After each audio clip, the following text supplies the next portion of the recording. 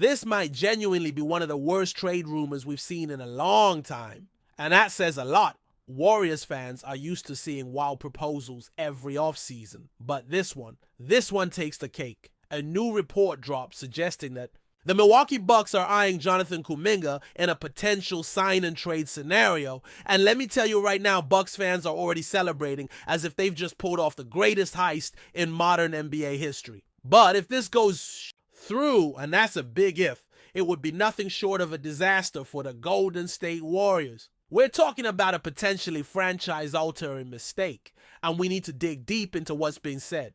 What's real, what's speculation, and what this all could mean for the Warriors' off-season plans. So let's start with where this all began.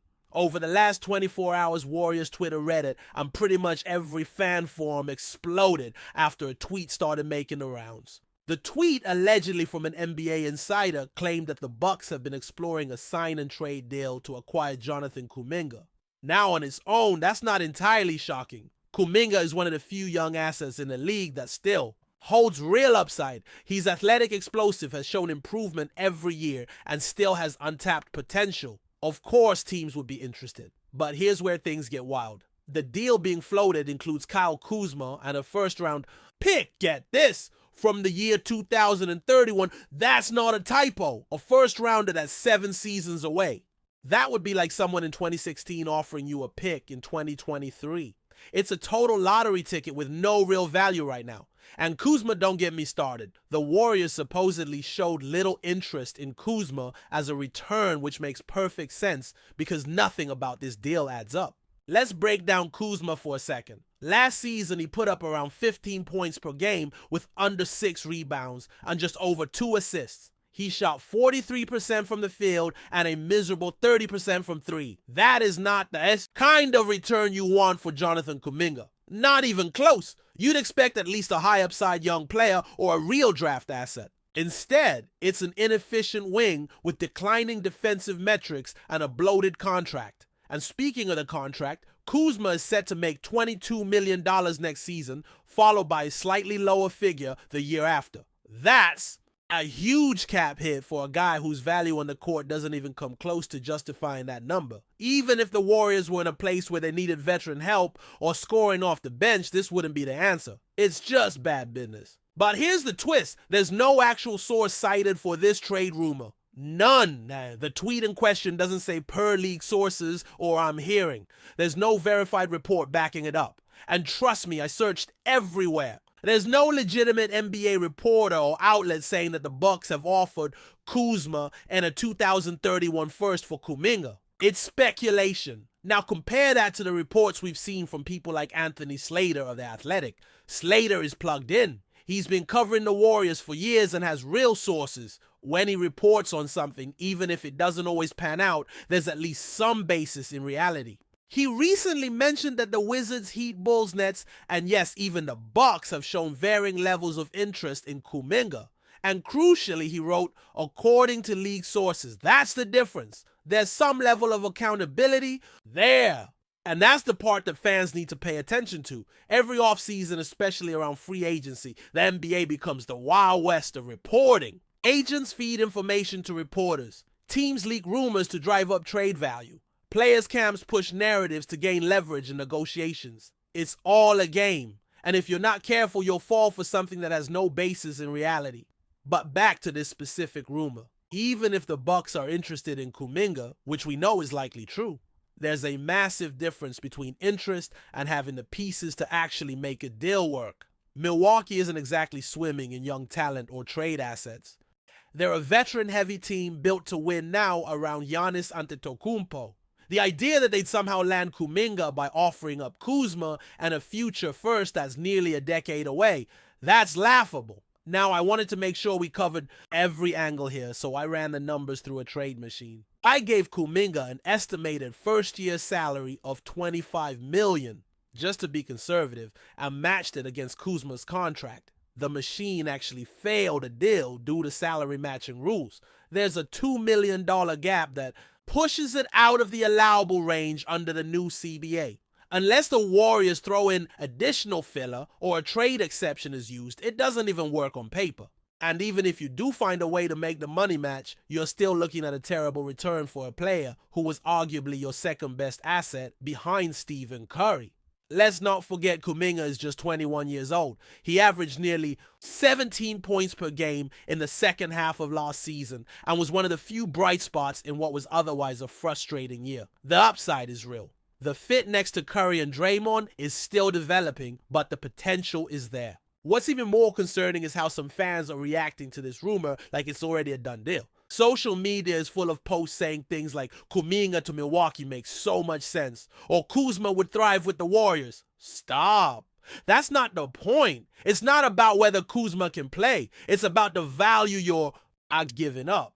And right now the value is heavily skewed in favor of the Bucks. This deal would be a steal for them and a mistake the Warriors might regret for years. Now let's zoom out a bit and talk about where things stand with Kuminga more. Broadly, we're now in the second week of free agency. The big names have moved, most teams have made their major splashes, and yet Kuminga is still on the Warriors roster. Despite all the noise, nothing has happened. And from everything I've gathered, whether it's reading reports, listening to plugged-in podcasts, or just tracking insider chatter, there's no real momentum on a deal. And that brings up a really interesting point. Maybe this isn't about finding the perfect trade now. Maybe this is about timing. Think about it. Right now, the market for Kuminga might not be great, but come January or February, when a playoff contender is desperate to make a move, or when a team dealing with injuries is looking for a spark, his value could spike. If the Warriors hold on to him, they can afford to be patient. They don't have to take a bad deal just to make a move. There's also the contract situation to consider.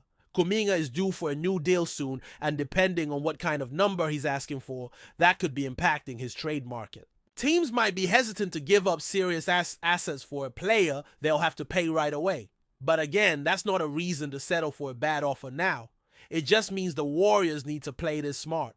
What's clear is that the fan base is frustrated. Everyone wants answers. Everyone wants to know what the front office is thinking. But making a panic trade for a declining wing and a meaningless pick almost a decade from now, that's not the answer. That's the kind of move that haunts a franchise, especially one that's already walking a tightrope with an aging core and limited cap flexibility. And I'll say this right now if I'm wrong. If this deal somehow goes through and Kuzma ends up in a Warriors jersey, I'll own it.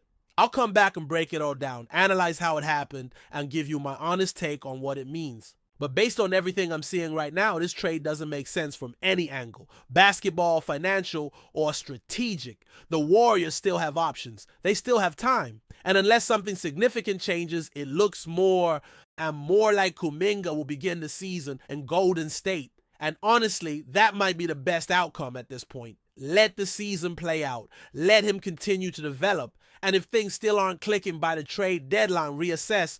Then, because the worst thing the Warriors can do right now is act out of desperation. We'll keep tracking everything. This offseason has already been wild, and we're only just getting started. There are more moves coming, more rumors to break down. And you better believe we'll be here every step of the way to help you make sense of it all. Now, let's get into the real core of the situation. The development curve of Jonathan Kuminga, and why giving up on him now would be not just premature but potentially catastrophic for a team that still claims to be trying to compete with Steph. Curry, we all know what Kuminga brings physically. He's an elite athlete. That's been obvious since the moment he stepped on an NBA court. He's explosive. He finishes at the rim with authority. He runs in transition better than most forwards in the league, and he's still only 21 years old. You don't find many players with his physical gifts just sitting around. But what's changed, what really started to click last season, was his feel for the game. He began to understand spacing better. He moved without the ball more effectively. He attacked closeouts with more purpose. He showed flashes of being a reliable mid-range scorer. And maybe most importantly, he started to take pride on the defensive end. His footwork improved, he became a better communicator. And even though there's still a long way to go, the strides were clear. So why in the world would the Warriors entertain shipping him off now? Especially in a trade that doesn't return anything of equal or greater value. This is the part that makes fans so angry. Not just because of what's being proposed, but because it feels like the front office might not fully appreciate what they have. The Warriors are in a weird spot. On one hand, they're trying to squeeze whatever's left out of the Curry-Draymond window. On the other, they've got a handful of young guys like Kuminga, Moody, and now Brandon Podziemski who need time reps and patience. Balancing both timelines was always going to be tough. But if you're going to lean into the youth, then you absolutely cannot start by trading away the one young player who's actually starting to break out. The Kuminga trade rumors are a direct reflection of the identity crisis that Golden State is still going through. Are they rebuilding on the fly, or are they going all in on one last run?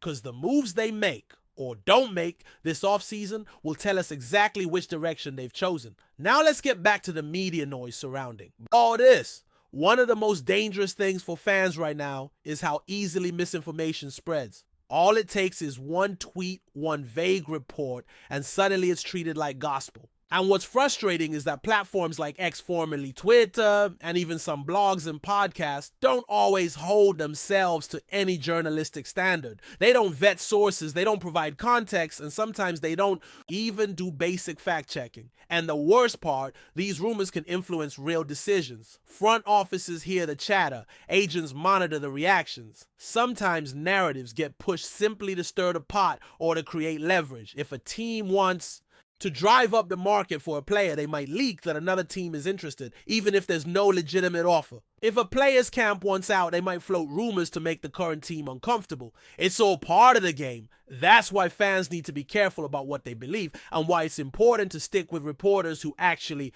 do the work. When Anthony Slater or Mark Spears or someone with actual credentials drops a report, there's weight behind it. They talk to league executives. They build relationships with agents. They check and double check what they're told. It doesn't mean they're always right, but it does mean they're not just making things up to get clicks. And for those wondering why so many fake rumors seem to involve the Warriors, the answer is simple relevance. The Warriors are still one of the most talked about teams in the league. They've got one of the greatest players of all time in Steph Curry. They've got a loyal fan base that reacts to everything. So when you throw a juicy name like Kuminga into the mix, it's going to get attention. Even if the rumor has no legs, it's going to trend. That's the NBA media cycle. But let's get back to strategy. One reason the Warriors are right to wait on trading Kuminga, if they trade him at all, is timing. The trade deadline is months away, and by then the landscape of the league could look very different. Injuries, team chemistry issues, surprise contenders looking for one more piece. That's when deals start to take shape. Right now, everyone's still trying to figure out what they have. Nobody wants to overpay in July, but come February, that's when GMs start getting desperate. That's when value spikes. And if Kuminga continues to improve like he did last season, his trade value might be much higher by then.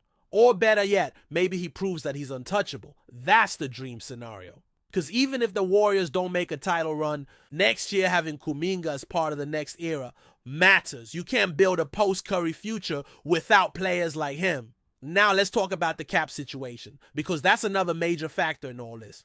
The new collective bargaining agreement has really tightened the screws on teams that are over the luxury tax. And Golden State is right at the edge. Every dollar counts. Every move has to be calculated. You can't just take on a bad contract.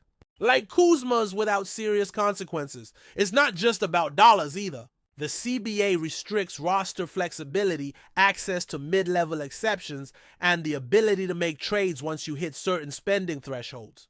Taking on Kuzma's contract could put the Warriors in a spot where they lose out on other opportunities down the line. So unless Kuzma is genuinely moving the needle, and let's be honest, he's not, it makes no sense to jeopardize that flexibility. Now, let's circle back to Kuminga's performance and trajectory. During the back half of last season, he showed a real leap. There were games where he looked like a legit number 2 option. Not just an energy guy, not just a spark off the bench. He was attacking off the dribble, initiating offense, hitting step back. Jumpers, running pick and rolls, and making reads that would have seemed impossible a year ago. That kind of growth doesn't happen by accident. That's development. That's coaching. That's reps. And pulling the plug on that development now before we see what he looks like with a bigger role, a defined system, and some real structure would be giving up on the very thing the Warriors have spent years trying to build. That's what makes this whole situation so frustrating. It's not just the idea of trading Kuminga, it's the idea of doing it without a clear plan. If the front office came out and said, look, we're rebuilding, we're resetting, we want picks, young players, and long-term flexibility, that's one thing. at least it's a direction. But if they're still saying they want to compete with Curry at a high level, then trading Kuminga for a washed version of Kuzma and a lottery ticket in 2031 is just insanity. It's directionless. And maybe that's the biggest concern for Warriors fans right now. It's not just about one trade. It's about the bigger picture. Where is this team going? What is the vision? Because right now it feels like they're stuck in the middle, too committed to the past to fully embrace the future, but not good enough to win right now without some kind of transformation. We've already seen them lose key veterans. Clay is gone. Andre is retired. The bench is a question mark. Chris Paul is out. The only constants are Steph, Draymond, and Wiggins. And even Wiggins had a rough season. So when you look at the roster, Kuminga isn't just a nice piece. He might be essential. He might be the only one with real upside left on this team. And that's why fans are on edge. That's why a rumor like this, no matter how flimsy, can set the internet on fire. Because we all know how fragile this team's future is. One bad move could derail everything. One misstep and the post-Curry era could go from challenging to completely hopeless. So yes, it's just a rumor. Yes, it's probably baseless. But it matters because it forces the front office to show its hand. It forces the organization to ask the hard questions. Are we building something new? Or are we just treading water until it all falls apart? Because if the answer is the latter, then trading Kuminga might just be the first domino in a very painful rebuild. For now, the good news is that nothing's happened yet. Kuminga is still on the roster. There's still time for the team to make smart, calculated decisions. But the pressure is on. The fan base is watching. The media is circling. And every move, or lack of a move, will be judged through that lens. Free agency isn't over. The trade window is wide open. And there's still a lot that could happen between now and training camp. But if there's one thing that needs to be said loud and clear, it's this trading Jonathan Kuminga right now in this market for that kind of return would be a mistake that echoes for years. Before we continue, make sure to leave a like and subscribe to the channel so you won't miss any exclusive Dubs updates. Let's keep going. In a surprising twist that's sending shockwaves through the NBA rumor, mill whispers have emerged suggesting that LUKA DONČIĆ is asked to leave the Los Angeles Lakers. While no official confirmation has been made by the player or the franchise sources close to the situation, hint at growing discontent behind the scenes, now and intriguingly, a possible landing spot in the Bay Area. The idea of DONČIĆ suiting up for the Golden State Warriors has rapidly gained traction among league insiders. Though the Mavericks were once his home and the Lakers thought they had secured a long-term cornerstone, recent events may have changed the trajectory of the Slovenian star's career. Disagreements over team strategy, internal locker room, tensions and frustration with the current roster construction are believed to be contributing factors to his reported desire to leave.